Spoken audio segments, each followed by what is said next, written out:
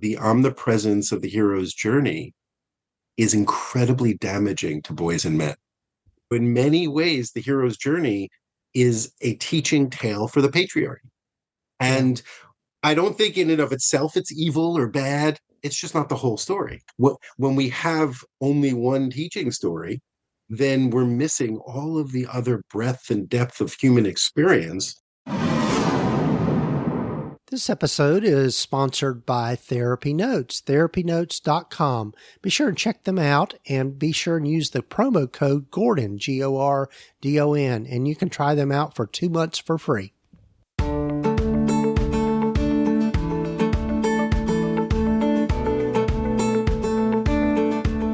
Over 15 years ago, when I started my private practice, I had to learn a lot, and most of it the hard way, and I don't think you need to do the same. Hi, I'm Gordon Brewer, a licensed psychotherapist, and welcome to the Practice of Therapy podcast, part of the Psychcraft network of podcasts. Join me in this journey of discovery as we have conversations with other leaders and professionals in both the mental and allied health fields. Join us as we explore both the business and clinical sides of running a private practice.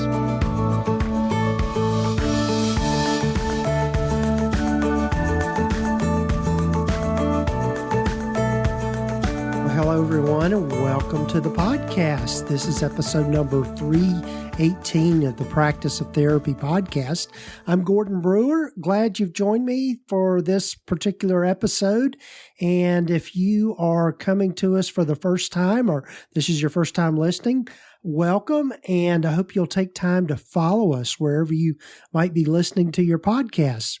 So I'm really looking forward to you hearing from my guest on this particular episode, Jason Frishman. And Jason is a social worker and a therapist up in Vermont. And we delve into this whole topic of work-life balance, parenting, and also fatherhood, which I don't know that we've talked specifically about fatherhood before on this particular podcast, but and I think part of it is the majority of therapists and counselors are women.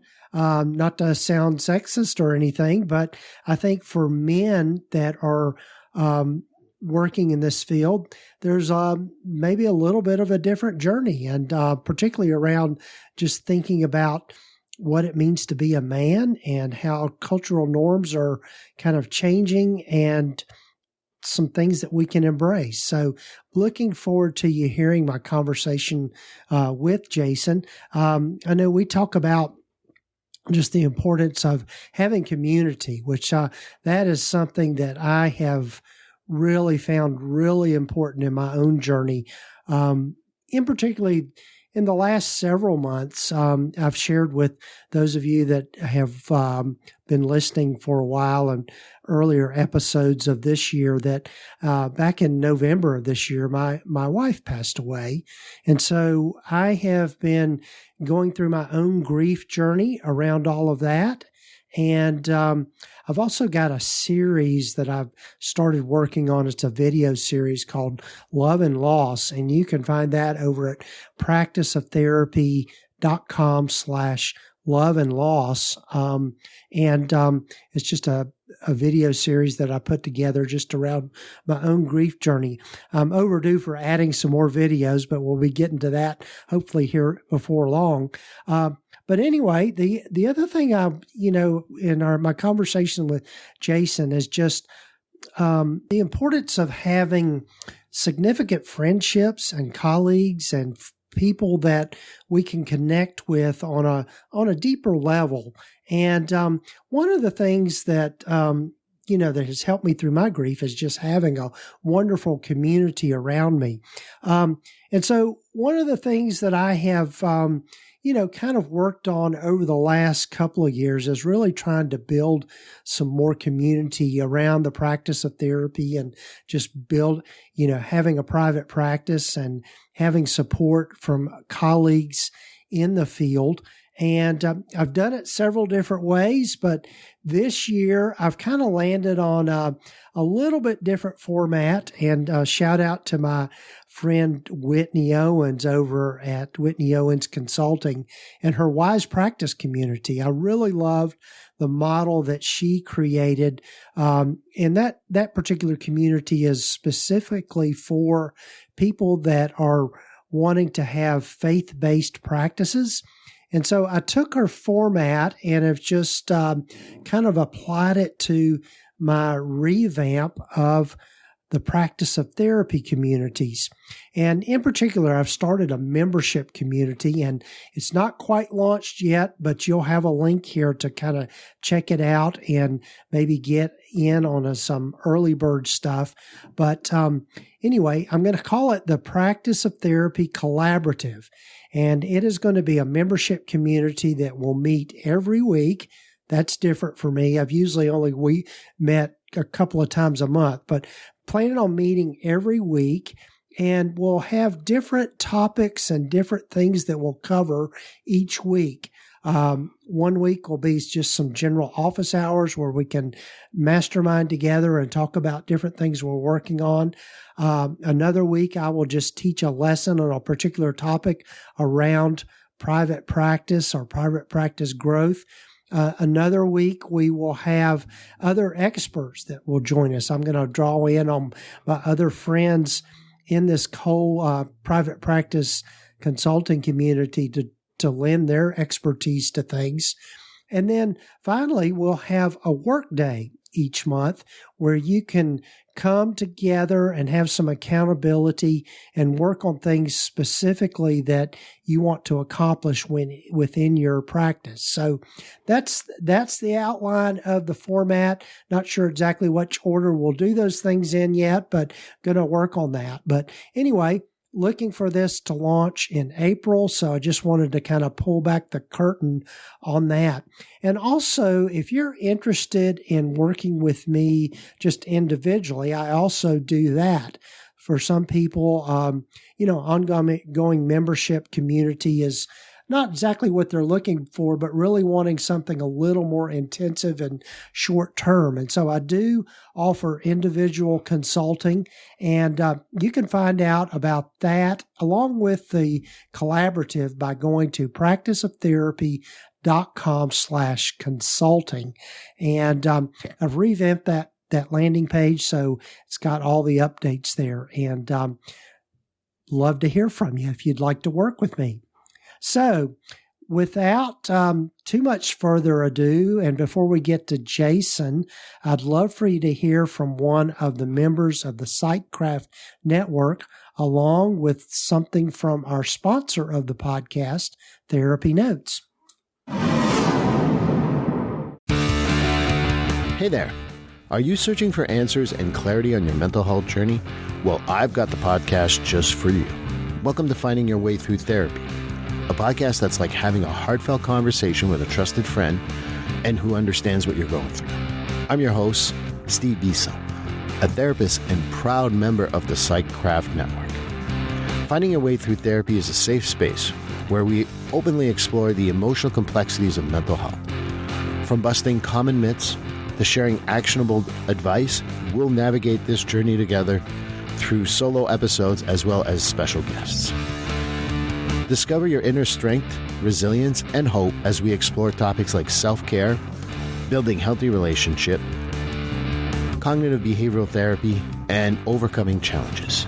You'll come away with a renewed sense of self and the tools to create a life filled with fulfillment and well-being. So join me on Finding Your Way Through Therapy as we become your companion on this deeply personal journey. I am part of the PsychCraft Network and truly enjoy all the episodes. And back to your regular scheduled programming. Have you ever wished your private practice could run as smoothly as a well-oiled machine? Well, look no further, because TherapyNotes is here to revolutionize your practice. TherapyNotes is the complete practice management system you've been dreaming of. With everything you need to manage patient records, schedule appointments, meet with clients remotely, create rich documentation, and handle insurance billing, it's your secret weapon for a smoother practice. And the best part? It's accessible wherever and whenever you need it. Yep, even on the go. Imagine having more time for what truly matters, your clients. It's like having an extra set of hands, but digital. And here's the kicker. It's the very EHR Gordon relies on in his own practice. So, you know it's the real deal. Say goodbye to paperwork nightmares and hello to more time and better quality care. Check out TherapyNotes today at practiceoftherapy.com/therapynotes. Oh, and don't forget to use the promo code GORDON to get 2 months free. That's practiceoftherapy.com/therapynotes with the promo code GORDON. Enjoy the show.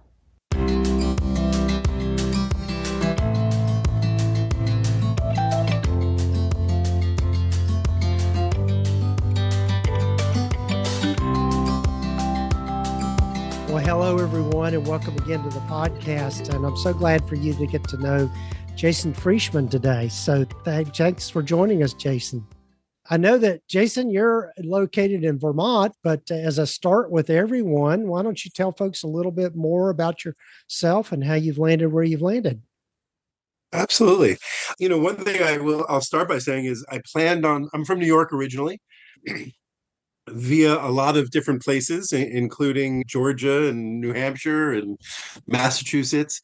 But I've always wanted to be in Vermont. I was 12 years old and knew I wanted to live here. And so, many of my life streams have come to fruition. I say I live in Shangri-La. I'm a father of two boys, 15 and 12. I'm a partner of, my wife, Shauna, who's also a therapist, actually. And we live in rural Vermont outside of Burlington. And it's been certainly a long journey to get here, but it's been wonderful knowing everywhere I've ever trained or worked, I knew I was going to be here at some point. So it's really been lovely to live and set up my work and practice out of a place that I dreamed of becoming when I was a kid. Right. It is a beautiful part of the country. It's been a while since I've been up that way. It's on my bucket list to get back to New England and Vermont and that whole area. So yeah. Wonderful. So come on up. I'll cook you a meal. Okay, I'd love that. Wonderful.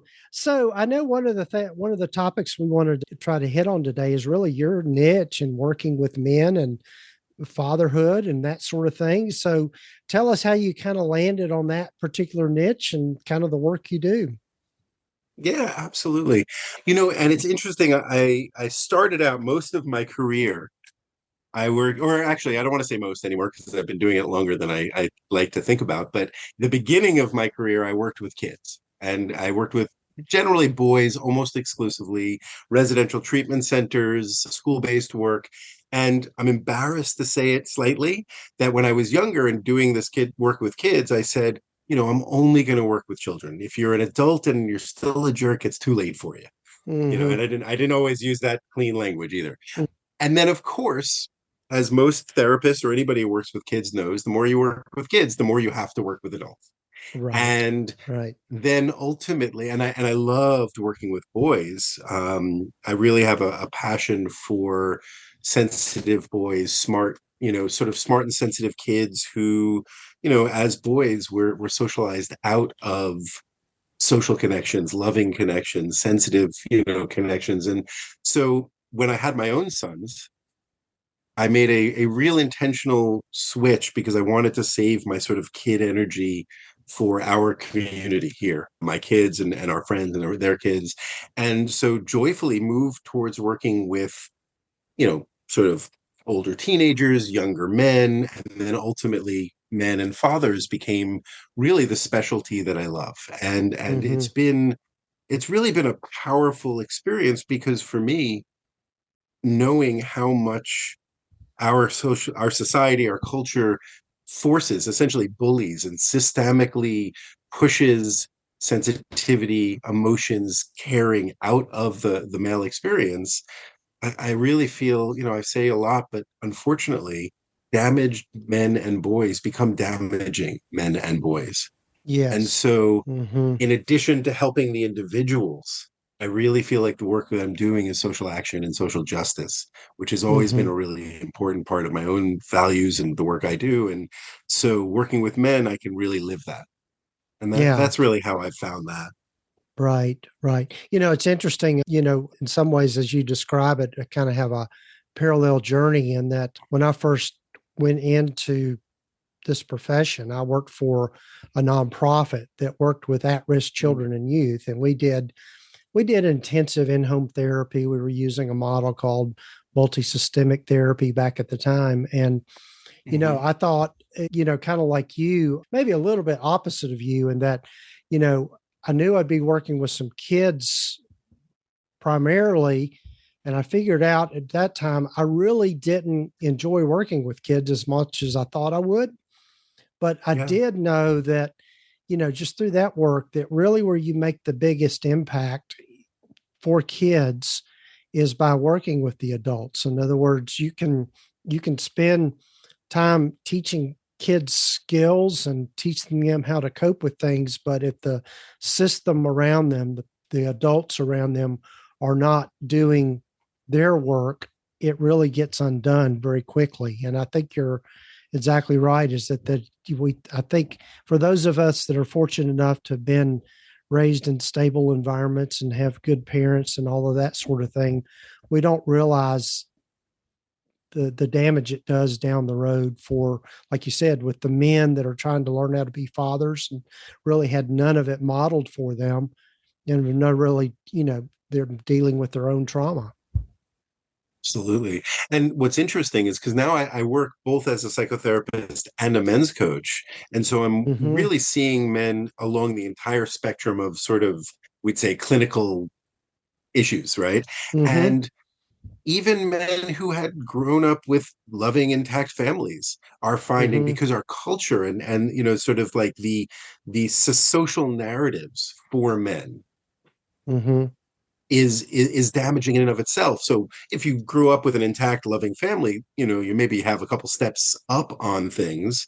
But even men who grew up with loving fathers had messages that really pushed them from school, from media, from everywhere, that pushes us out of these loving connections that we so need as human beings. Right, right. I was listening to a podcast this morning. I can't remember the title of it, but their guest on there was Esther Perel. All of us in this, field know about her. And she was just talking about, what makes people happiest are those relationships and connections we have. And if we don't Mhm. have good connections modeled for us, it really makes it difficult. And she was talking about, too, you might find this interesting, Jason. She was talking about how the culture has changed from the, Mm. like the early 1900s and even the 1800s, how men intentionally got together and had kind of like communities, either through clubs or, you know, different societies and that sort of thing. And we don't have that as much anymore. It's and so we just don't. Yeah.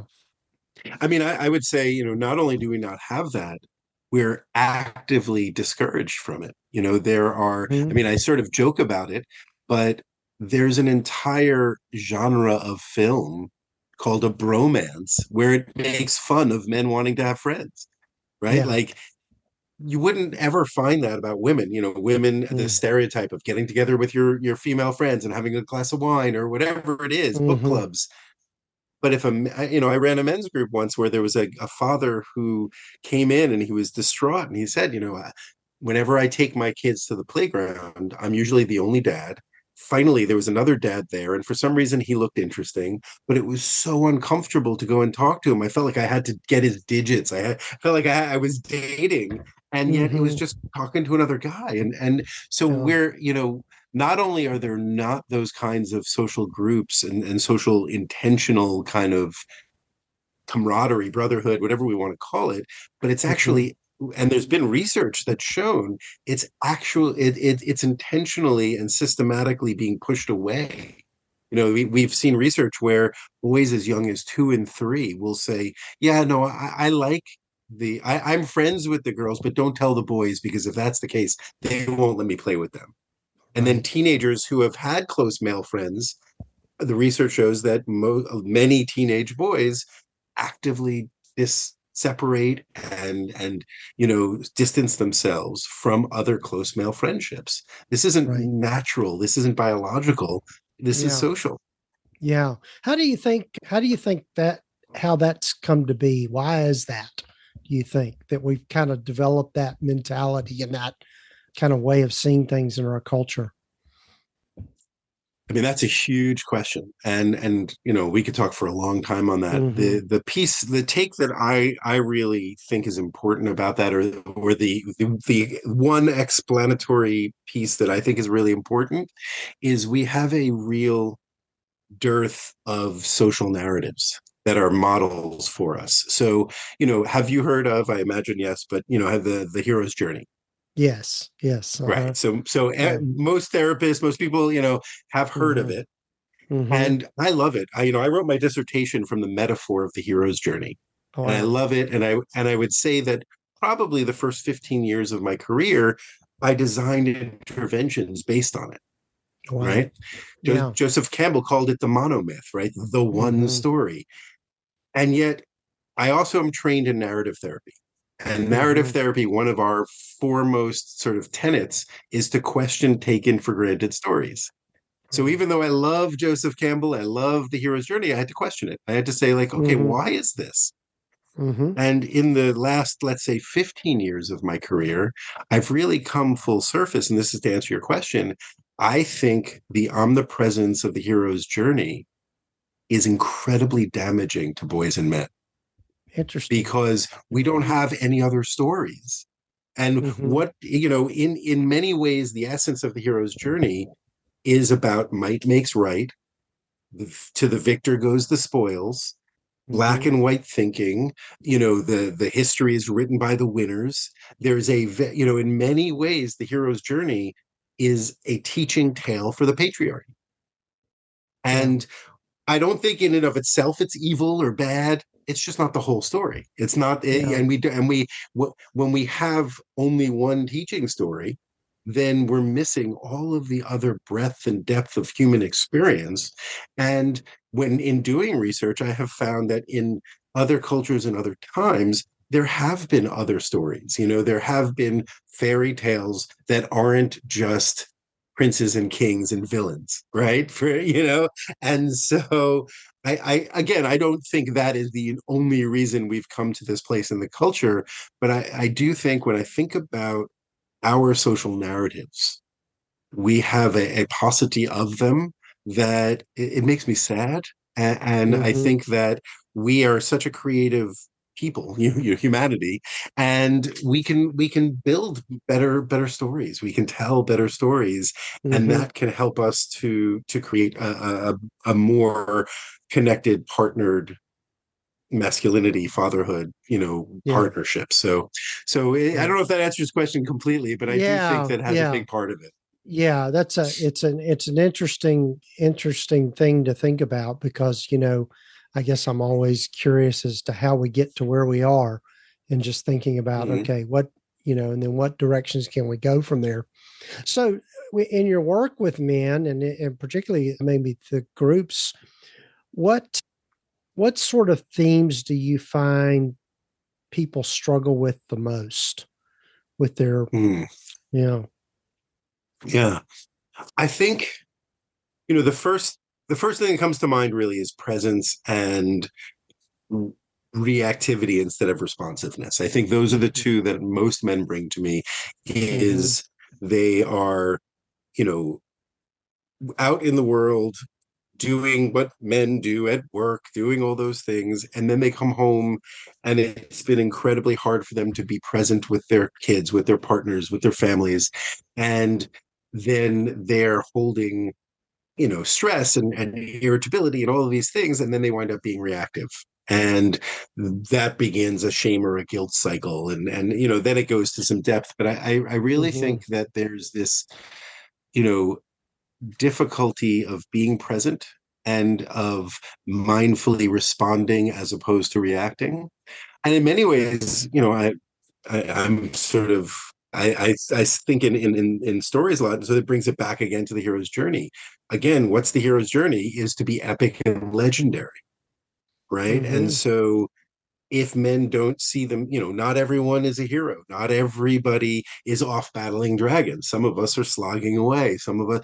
And so if we have minimized and stigmatized the magic of everyday mundane life, then we always feel lacking and we always feel less Mm-hmm. than and we always feel not good enough.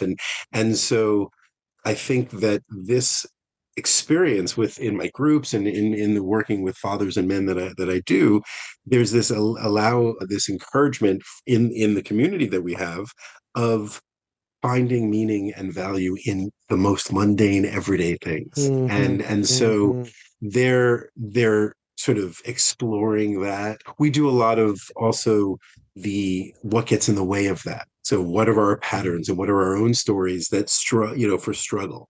So those are, Yeah. irritability, anxiety, those a lot of the typical things that I think a lot Mm-hmm. of men bring to therapy, but we get to do it a little more creatively. Right. Right. Yeah. So Yeah. what are some of the I guess maybe for lack of a better word, techniques or skills or methods that you use in teaching all of this?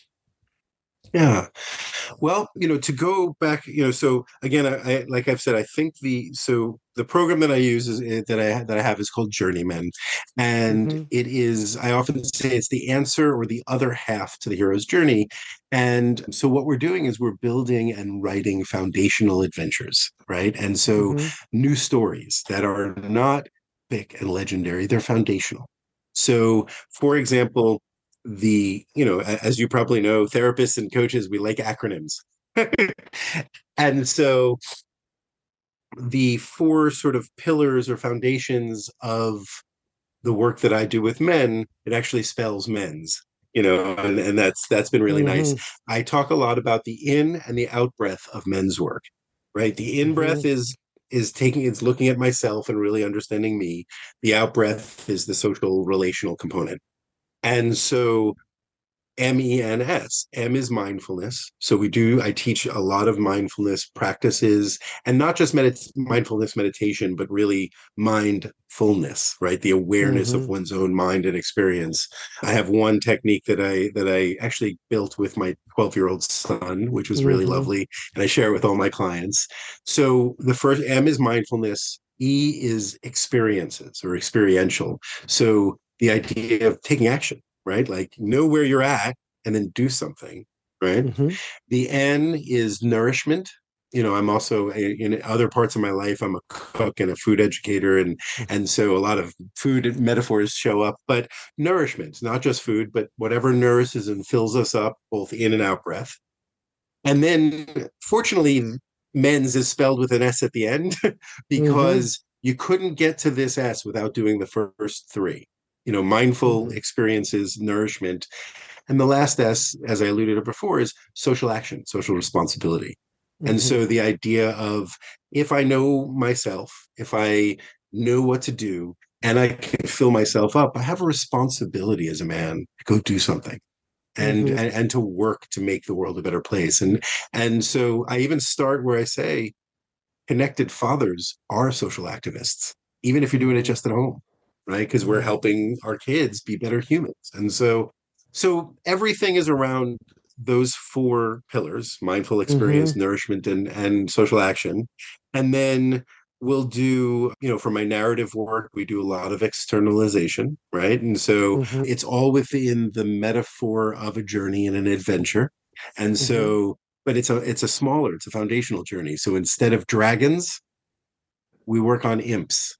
And so we Mm-hmm. externalize our inner imps and get to know them. And, rather than the medical model of killing, cutting out, or banishing from the kingdom, we're going to educate, we're going to join, we're going to tame or train, we're going to help the men with their imps understand how maybe they could actually join us and maybe they could be in Mm-hmm. service to the work we're doing.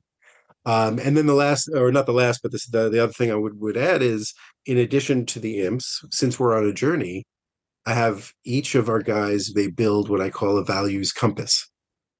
And Mm-hmm. knowing that we've got lots of values and our values are often very vague and ethereal and big, I have them really look at what are active, specific values for the goals they're working on in this particular journey. And they pick Yeah. four, like a compass, right? Yeah. And we do a lot of practice with the compass. I tell them, like a real compass, it only works if three things happen.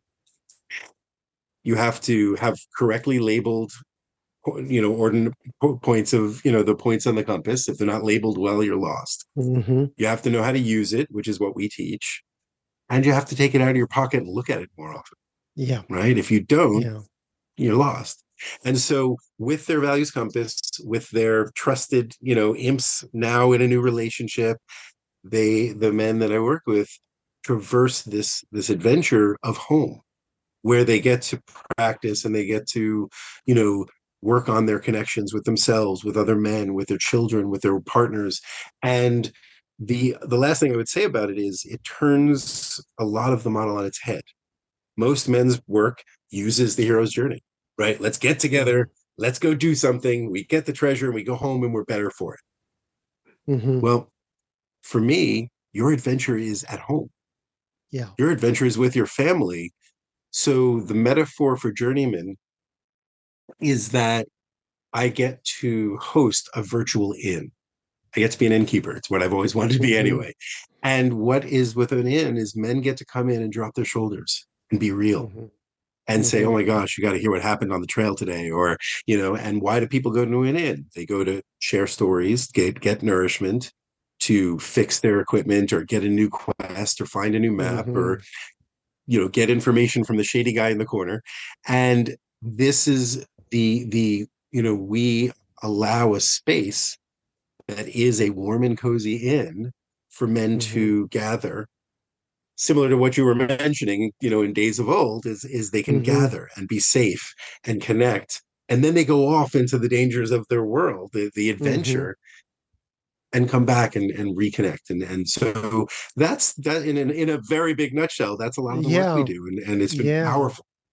Yeah, I love that. I love that. And as you were describing all of this, one thing that came to mind for me, I guess, well, two things. One, it's being able to teach people the difference between an internal locus of control versus an external locus of control, which goes back to what Perfect. you were saying about teaching people to respond to things rather than to react to things. And I think Absolutely. that's a huge game changer for people in that sense. The other thing I was reminded of, Jason, is there's a little bit of story about myself. I can Great. remember I guess I was in maybe my 40s or, late 30s, early 40s. And I remember being together with our family, was with another couple of families, and we were in one of them's living room, and the kids were young enough to where, you know, they were kids, they were probably, 9, 10, 11, somewhere in there. But we were playing music together and, singing, and the kids had gotten out their band instruments and their, all their stuff. And we were just cutting up and having fun. And I just had this overwhelming feeling of emotion in that, and recognizing, okay, life just doesn't get any better than this. In other words, that Mm-hmm. being so what, however I did, I'm not sure, but I was totally present in that moment. And I think when we can do that, that's when it's a whole game changer for people. That's the treasure. Yes, exactly. Yeah, Exactly. absolutely. Yeah. And Yeah. yeah, that's beautiful. And yeah, I think that is, as we're working with men to be able to find that and see that and know that. And, they're little Mm-hmm. things. I Right. share with a lot of the guys, I have a PDF of the 10 fastest ways to connect with your kids. And Mm-hmm. all of them are long term. But if you did Mm-hmm. all 10 of them in one day, it would take less than 10 minutes. Right. Right. And Yeah. and it's about being present, about really knowing that, Like we're in this for the long term together. Like we're Uh-huh. in this. Yeah. Right. Right. Well, Jason, this is great stuff, and I've got to be respectful of your time. Any parting thoughts, and also tell folks how they can get in touch with you and learn more about your work? Yeah, well, sure. I guess the parting thought that I would say is that, while I focus on men and fathers, I really think we all can benefit from seeing life as stories and actively seeking to tell our own stories and challenging the Hmm. ones that come that are just sort of foisted upon us. And so, Yeah. I think that's a really, like, whomever you are, if you can notice the stories that are being put upon you and challenge them and really to be, an agent in your own story, there's nothing better than that. And in terms of reaching out, the first thing I would say is at this point, Journeyman is just me. So if anyone reach out, you'll hear from me directly. I'm on most active on LinkedIn, but I'm on LinkedIn, Instagram, and Facebook. I can give you all those links, so that can be Yeah. there. And Uh-huh. the simplest would be Jason at nourishedconnections.com.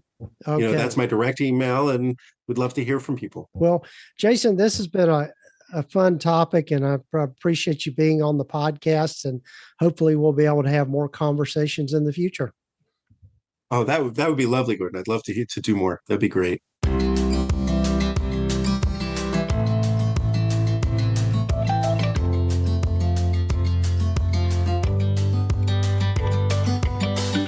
Well, big thanks to Jason for joining me on the podcast, and I hope that you found this conversation that I had with him as meaningful as I did. I know, as I might have shared in this particular episode, I have a group of guys that I get together with regularly, usually on most Sunday afternoons. You can find us sitting on one another's porches. We just kind of rotate around and we share some good craft beer, and we've been known to smoke a cigar too. So some of my poor vices there, but again, that is such an important community to me because we talk about just some really meaningful stuff, just what's going on in our lives, things that we struggle with individually, and it's kind of almost like a mini group therapy session, but not really that, because we have a lot of laughter and fun and get a little bit rowdy sometimes. But anyway, thanks again to Jason for being on the podcast. And you can find out more about him by going to his website, journeymenfoundation.com. And we'll have links here in the show notes and the show summary so you can find that easily. And also, just speaking of community, if you're interested in bonding with some other therapists and getting some ongoing support with your practice, I'd love for you to check out this private practice collaborative that I'm putting together. Again, I'm changing the format. I've done some group consulting in the past, but I'm hopefully upping my game here by making it a little more intensive and meeting every week. And so with a specific format. So be sure and check it out. And you can also find out about just consulting with me individually by going to practiceoftherapy.com/consulting. And you'll find out about those two different ways to connect with me if you're interested. And also, big thanks to our sponsor of the podcast, TherapyNotes. They are the leading electronic health record system for mental health providers. They're who I use in my practice. As I've said before, I'm constantly impressed with all of the things that they're adding and just making it much easier to run the whole clinical side of my practice. So be sure and check it out. Go over to practiceoftherapy.com/therapynotes and use that promo code, just Gordon, Gordon, and you can try them out for 2 months for free. So be sure and check them out. And thanks again for joining me for this particular episode. Do take time to follow us or subscribe to the podcast wherever you might be listening to it. And also, you can find us on Instagram and Facebook and most of the social media places. And big thanks to Rachel, my virtual assistant, who runs all of that for me and helps me keep organized with the social media. So take care, folks. Looking forward to being back with you again next week.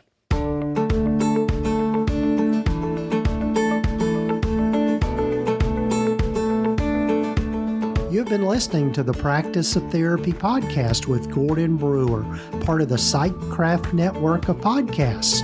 You can find out more about the other great podcasts in the network by visiting psychcraftnetwork.com. And if you haven't done so already, please visit us at practiceoftherapy.com and get your free private practice startup guide, along with a lot of other great resources and webinars and free things just by visiting. Also, be sure to follow us wherever you might be listening to your podcasts. This podcast is intended to be educational in purpose and is not intended to give legal, accounting, or counseling advice. If you need a professional, find the right person for that.